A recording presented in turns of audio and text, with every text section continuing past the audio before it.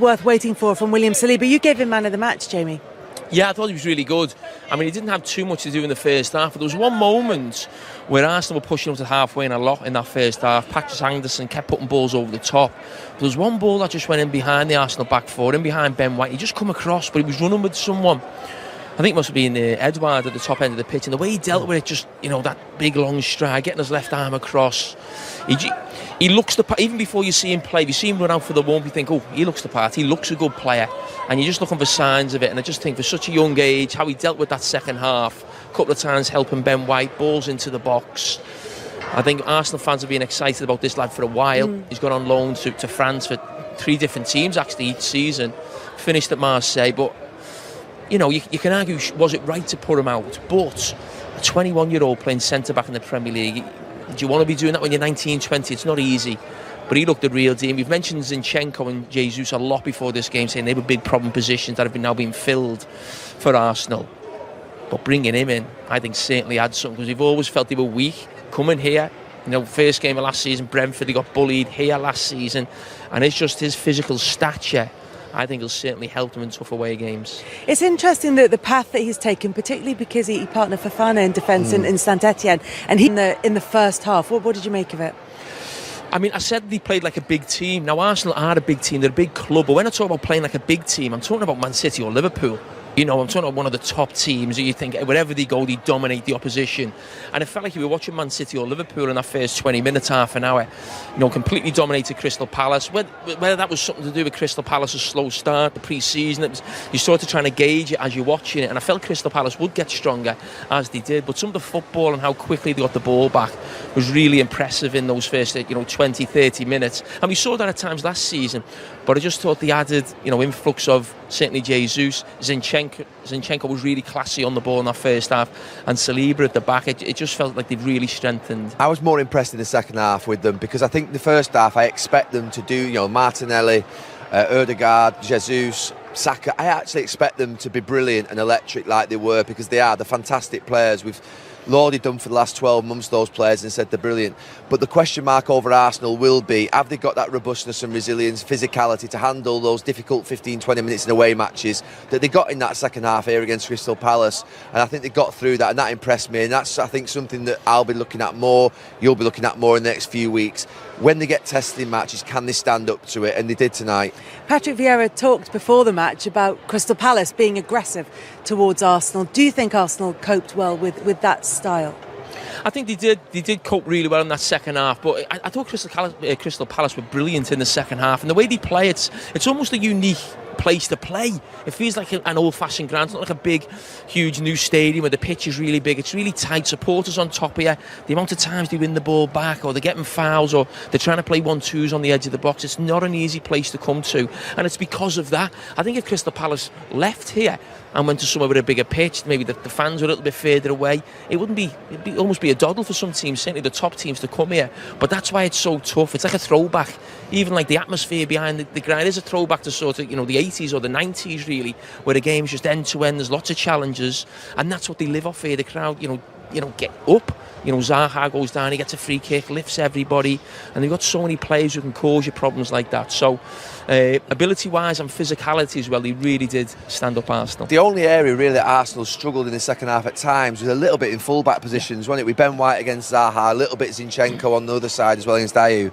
That was the only time I thought there was a little bit of concern, was with their full-back. So they just need to be a little bit, obviously Ben White, you mentioned it before a game. I used to go out sometimes to right back. Sometimes I go back into centre back. It is difficult when you switch. You do need that sort of run of games, 5-10 games to be able to get used to it. Different energy systems called upon. A lot more running involved. A lot more working of your jockeying and your sort of 1v1 defending. You've got to be a little bit more proactive going forward on the ball, obviously, as well. So it's a big ask for Ben White to play there tonight against Zaha. It's difficult.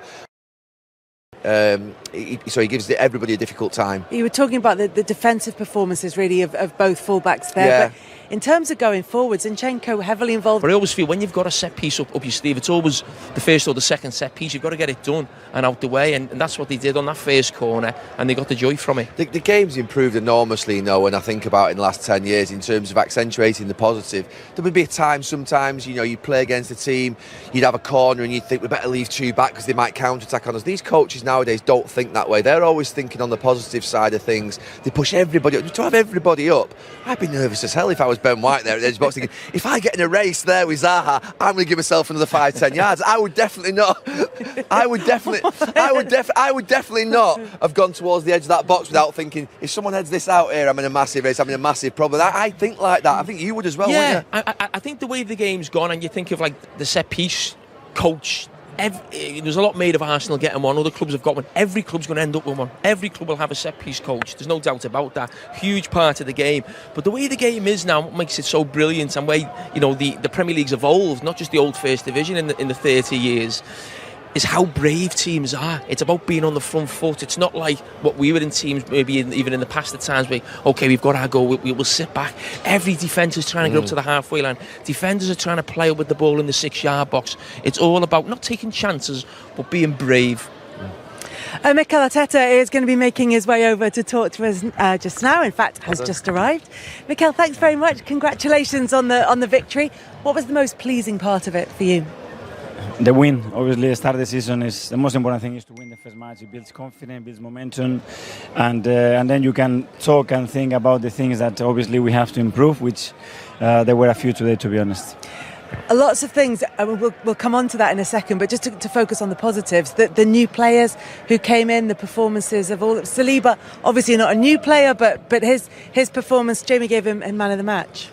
Rightly so. I think he was superb tonight again. The way we started the game, the way we played the first half an hour, I think it was superb. We should have scored another one or two. We missed some chances, and then you win here, you're going to have to dig in, and we have to play in moments the game that we don't want to play. They put 4 very physical players in your last line, and that has the ability to turn your press all the time, and from there you have to manage that game, which is not easy to do because they are so good at doing that. Such a fast start, as you say, particularly from Gabriel Jesus. He's hit the ground running.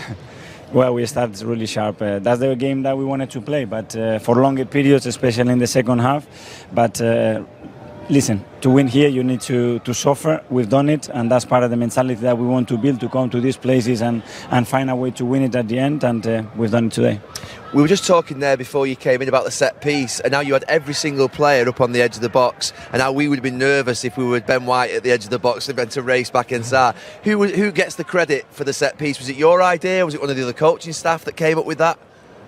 It was one of the set piece coaches that created the routine, yes. And you practiced it yesterday? We practiced it, yes. You're not giving much away. No.